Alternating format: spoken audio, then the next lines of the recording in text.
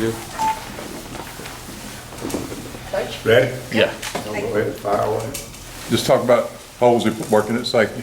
Yep, we needed to double teach him and started to do it a little earlier in the spring. We've had some safeties banged up, but right now, Fisher's got an ankle. We're not sure for the spring game how many reps he can go. Tried to take it light on him today. So we're really just getting thin at safety. It was probably something we should have done earlier, where we really had a chance to learn the position, because we want him to be a guy who can play corner or safety. Get our best 11 on the field. Heck, he may be one of those guys. But anyhow, we're a little thin for the spring game, and definitely need to get him wrapped up so he can go in and play safety on Saturday. Demetrius situation. Demetrius has got some off-the-field things he's got to clear up in his day-to-day, so he could be ready to roll. He may not be there, so same thing. We've got to have a plan. Those off-the-field things going to play into his future, or? Well, he has to clear them up. I mean, he has to clear these things up in order to get back out there, just day-to-day. We expecting tomorrow at 8 you're going to split the defense about as evenly as you can? No, what we did, Coach has got to split up as much as we can predict, or projected this time, first units and second units on each side. So the offense and defense will be on separate sidelines, but within that organization, so we can get them and organize them and coach them as a staff. But we're going to try to divide them on those two sidelines, first units and second units, with the other guys being rotators on each unit. And I think the first team defense will be in white, and the first team offense will be in white. And we're going to go ones versus twos, and twos versus ones, as much as we possibly can early in the game. We feel like our fan base deserves somewhat entertaining scrimmage, and it's on TV, and we want it to be competitive, but we want it to be game-like in the field position, the movement, and the rotation and substitution, those type things. At the end of the day, each position coach selfishly is hoping each player gets anywhere from 15 to 30 reps. So we'll have to juggle that and make sure we sort of keep a count on the reps. But early on, we want to get them in a little game atmosphere, kind of see how the players handle it too. Well, it'll be the first offense against the second defense, and the second defense against the first offense. Right. And you'll see players mixed in, so that, to say that's exactly what it is, it'll be a little bit of When an it exaggeration.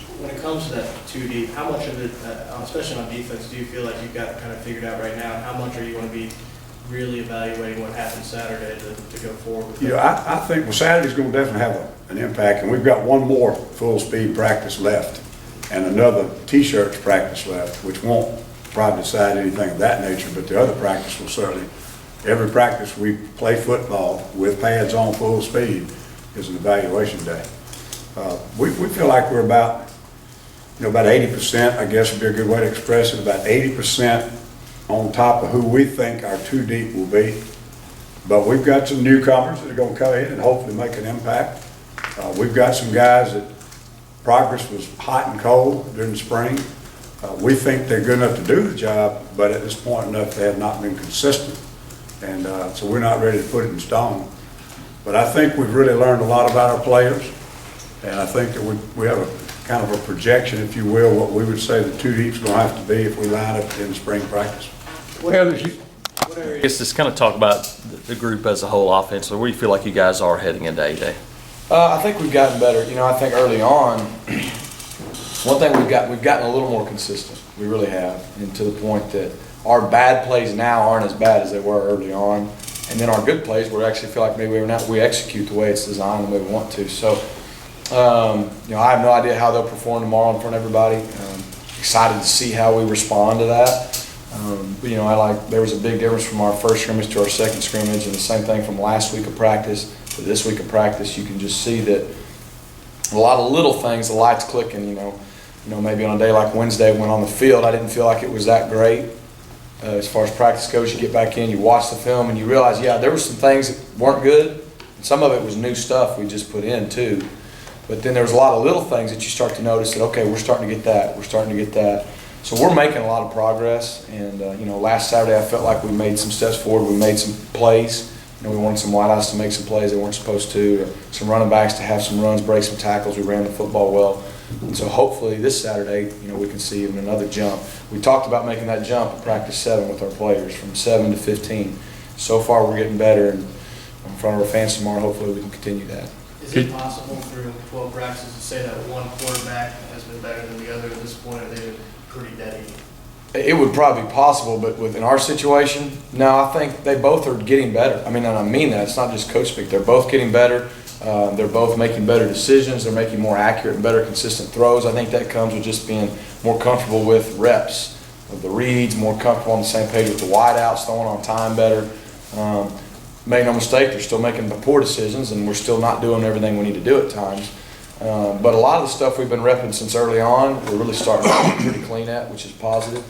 And it's just a matter of, I've said it earlier, we gotta process the information fast. It's one thing to do it when you're throwing the routes on air or in practice and you got there and there's live bullets flying. How are you gonna react? Both guys have gotten better. I don't think there's a whole lot of separation though right now.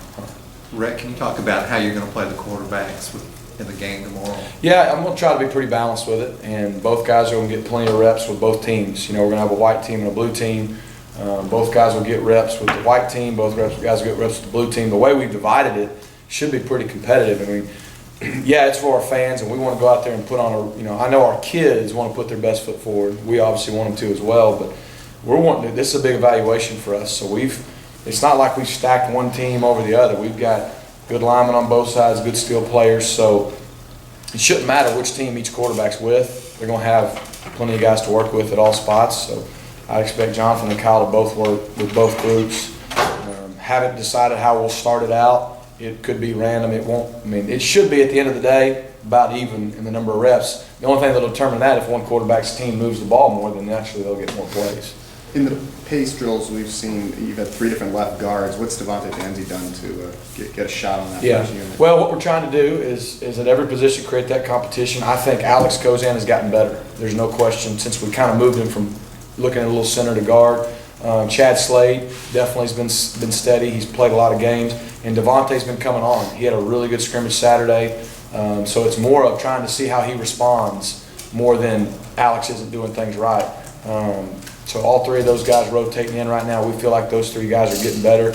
And so we want to see how they respond being with that other group, and those kind of things. And so far doing well. And we'll probably keep rotating them tomorrow and those last couple of practices. Where's Jordan Diamond at next? Jordan's coming along. We kind of moved him to the other side.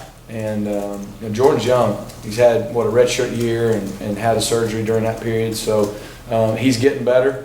And it's just a matter of reps for him. He's a big guy. He's a strong guy. It's just going to be a matter of getting his feet to go where his mind wants him to go. And I've been proud of him too. So he moved into the right side now? Well, no, we haven't moved anybody because we're on a depth chart. Okay. But we've all those 4 of those guys have been moving and playing. Right. And you can't really read anything into that. I know it's hard to say that, people want to, but in the NFL you got 8 linemen. I mean, guys play all over the place. You got inside guys and you got outside guys, and so you can be a left guard, right guard. Our guys got to be able to play the side.